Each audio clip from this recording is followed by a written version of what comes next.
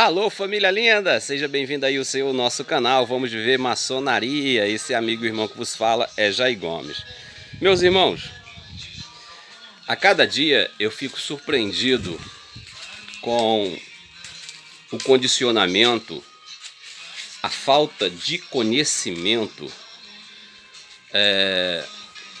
dos maçons.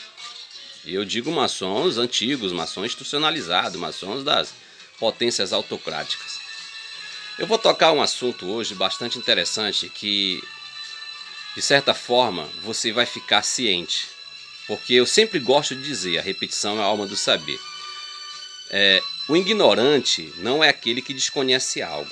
Essa pessoa não é ignorante. Essa pessoa você tem que ensinar. A pessoa que desconhece algo, você tem que ensinar, você tem que educá-lo, etc. Ignorante é aquele que conhece e ignora o que sabe. Esse nós devemos combater. Essas pessoas de fato são ignorantes, porque ela conhece e dá uma de, digamos assim, de hipócrita, dá uma de criancice, dá uma de, ou seja, de uma pessoa que é levado pelo bem-estar do momento, pela situação. Essa pessoa é ignorante, essa daí deve ser combatida. E a maçonaria nos induz a combater essas pessoas. Esses são os verdadeiros ignorantes. Mas as pessoas que desconhecem, não. As pessoas que desconhecem, você tem que ensinar. Por exemplo, uma pessoa que não é maçom ainda, ela desconhece a maçonaria. Então você tem que apresentar a maçonaria para a mesma, com carinho, com tolerância e etc. Mas o maçom você não tem que ter mimimi, não. Entendeu? O maçom, o mestre maçom, ou o dito aqueles que tem o grau 33, isso aí você não pode passar a mão na cabeça, não. Tem que mostrar a realidade dos fatos. Uma das coisas que não se entende na maçonaria durante esses 300 anos, a maçonaria brasileira, presta atenção, porque a maçonaria inglesa é interessante. Ela vive tudo aquilo em determinado momento que convém a mesma, mas ela vive aquilo que ela determinou segundo a sua tradição e segundo a sua regularidade na origem. Que é a questão do grão-mestre. Eu já falei aqui muitas vezes, mas vou falar de uma forma mais direta, mais pedagógica. Gente, existe quatro landmarks que dá prerrogativa ao grão-mestre. O grão-mestre ele tem prerrogativa. Para você entender esses princípios de prerrogativa do grão-mestre, eu vou buscar como exemplo o grão-mestre da Grande Loja Unida da Inglaterra. Você vê esse grão-mestre? Você vê ele falando em nome da potência? Você vê ele tendo repercussão mundial em relação à instituição? Você vê ele fazendo algo assim como acontece aqui no Brasil, que o grão-mestre é um semideus? Você já observou isso? Você já observou? Você não vê praticamente você desconhece quem seja. Se eu te perguntar quem é o grão-mestre do Grande Oriente de França, você vai ficar, mas eu não sei quem é. Porque o grão-mestre, ele é algo totalmente simbólico. Ele é uma figura que deve ser representada em relação ao que consiste a mística da potência.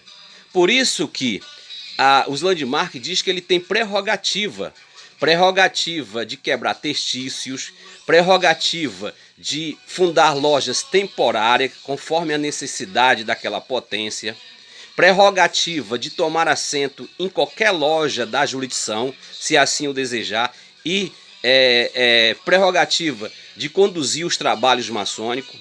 Mas você não vê nos 4 landmarks que fala sobre prerrogativa de grão-mestre, não dá referência que esse grão-mestre ele tem que ser o legislador, ele tem que ser o justiciário e ele tem que ser o executivo da potência. Não existe isso nos 25 landmarks de Mackay e nenhum outro landmark. O que você não consegue entender, essa maçonaria brasileira, ela é uma maçonaria totalmente fundamentalista, ela é uma cópia do fundamentalismo ortodoxo de um conceito religioso. Ou seja, o grão-mestre de uma instituição, de uma potência autocrática, ele é como se fosse o Papa. Ele é o legislador, ele é o executivo, ele é o judiciário, ele é tudo. Mas na maçonaria tradicional, o grão-mestre ele é algo totalmente simbólico. Ele é como se fosse, olha, se você buscar entendimento, é o seguinte, você vê a monarquia inglesa, o que é o rei, hoje o rei, né, da Inglaterra, que morreu a rainha, e o príncipe Charles, né, assumiu o trono, você observa que ele é simplesmente um símbolo de organização, um símbolo de referência, um símbolo monárquico, mas ele não tem a prerrogativa administrativa de governar o Estado. Quem governa é o primeiro-ministro. Você já observou isso? Aí ele é convidado para ser grão-mestre da Grande Loja Unida da Inglaterra. Ele aceita. Ele vai ter a governabilidade, ele vai ser o justiciário, ele vai ser o executivo, ele vai ser o legislativo daquela potência? Não. Ele vai permanecer na mesma referência simbólica do que consiste a monarquia inglesa. Então, o que ocorre aqui é que nós demos a um grão-mestre o direito do que não consiste a própria tradição. Aí você vê grão-mestres aí fazendo aquilo que não consiste a própria tradição maçônica, no seu sentido especulativo. Não vou falar nem no seu sentido operativo, que não havia grão-mestre. Não havia grão-mestre. Mas o nascimento dessa formalidade de grão-mestrado, do que consiste a maçonaria especulativa, foi mal compreendida pela maçonaria brasileira.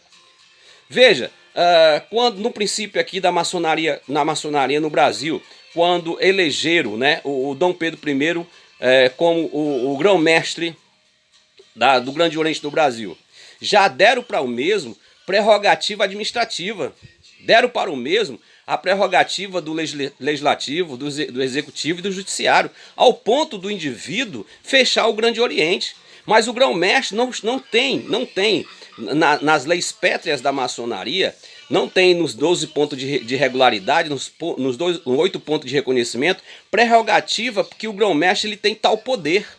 Ele não tem esse poder. Ele tem prerrogativas, meus queridos. Prerrogativa de dar continuidade à existência da maçonaria. Como diz o quarto Landmark, se não me falha a memória, diz que esse sistema institucional de grandes lojas acabar, é necessário que sempre há uma existência de um grão-mestre. A figura do grão-mestre é algo que dá existencialidade à potência maçônica. E todo mestre maçom, inerentemente, ele é um grão-mestre. Porque para você ser um grão-mestre, você tem que ser um oficial. Ou seja, você tem que ser um mestre maçom. Você tem que ter passado pelas prerrogativas de iniciação, elevação e exaltação. Então vamos entender isso. Aí você assiste uma certa live de uma potência CNPJ, que é a Glemp, que o grão-mestre diz ser o dono da maçonaria. O cara chega ao cúmulo do absurdo dizer, e não sabe nem o que consiste. O oitavo do Landmark faz uma citação totalmente fora de um contexto, dizendo que ele tem a prerrogativa de mandar o irmão adormecer.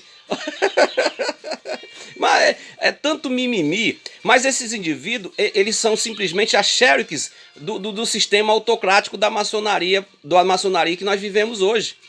Então se entenda que o grão-mestre ele é uma figura simbólica. Ele é uma figura que ele deve ser a representabilidade da potência no seu contexto místico e espiritual.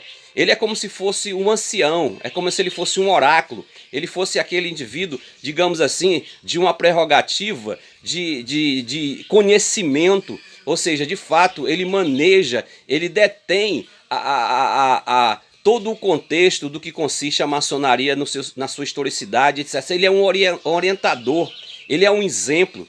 Mas hoje, na maçonaria brasileira, você tem aí o grão-mestre que ele faz o que ele quer. Mas é culpa do mesmo? De certa forma mas o princípio nasce na ignorância do maçom. Porque, meus irmãos, eu estava conversando com um irmãozinho no Facebook, né?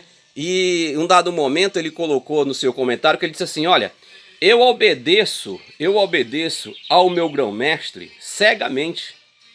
Tudo que ele fizer, eu estou sujeito a obedecer. Meu irmão, veja o nível de ignorância desse indivíduo. Veja o estado de consciência desse indivíduo. Veja a cegueira que o mesmo se encontra. É cego guiando cego. Como é que você pode ser direcionado por um outro indivíduo? Onde é que está a tua liberdade? Você não tem direito ao livre-arbítrio? Você não tem direito à escolha? Quer dizer que se o cara mandar você comer merda, mas aí esse teu exemplo aí é fora de um contexto. Não, se você está dizendo que obedece o cara cegamente, então se ele mandar você comer, você não está vendo, Então se ele te oferecer um prato de merda, tu vai comer? Então modere as suas palavras. Veja como você coloca as suas palavras. Então, você obedecer cegamente a um outro indivíduo, sem o questionamento, sem o contraditório, você não é um indivíduo que consiste a tua individualidade. Lembre o que Paul Sartre disse: a existência precede a essência. Cada indivíduo é um construtor. Se nós somos construtores de nós mesmos, se nós somos criadores da nossa própria essência, como é que você vai ser direcionado por um outro indivíduo? Você tem que sim respeitar as hierarquias. Respeitando a hierarquia não consiste em você ser escravo daquele indivíduo, porque você é uma individualidade. Você é potencialmente também um grão-mestre. O venerável de uma loja é um grão-mestre. O mestre de uma loja é um grão-mestre. Somos uma unidade. Mas na maçonaria brasileira deu-se prerrogativa ao indivíduo que não consiste dentro da própria tradição, dentro das próprias leis pétreas da maçonaria. Estude os landmarks, estude o quarto, o quinto, o sexto, o sétimo, o oitavo landmark, você vai ver que o grão-mestre tem prerrogativa. Ele não tem autoridade suprema. Ele não é o legislador, ele não é o executivo, ele não é o judiciário. Vocês estão dando poder a um indivíduo que não consiste dentro da própria tradição. Ele é uma figura simbólica. Ele deve estar lá, como o príncipe está lá, como, digamos, grandes monarcas da Inglaterra que passou pela grande loja unida da Inglaterra, ele fica lá. Ou seja, quando há necessidade da representabilidade dele, ele é chamado. Você observa que na grande loja unida da Inglaterra não tem um escritório para um grão-mestre. Ele é uma figura simbólica. Ele é chamado dentro do que consiste a sua prerrogativa. Ou seja, para fazer existir, ele é a figura existencial, digamos, na essência da maçonaria. Então, vamos parar com isso. Não dê poder ao homem.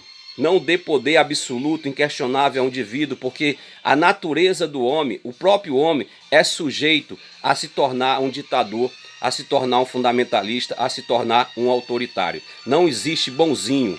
Por isso que eu, Jair Gomes, eu não sou escravo do poder, eu fujo do poder, porque eu sei que o poder corrompe e o poder escraviza. Vou ficando por aqui, te amo sem te conhecer.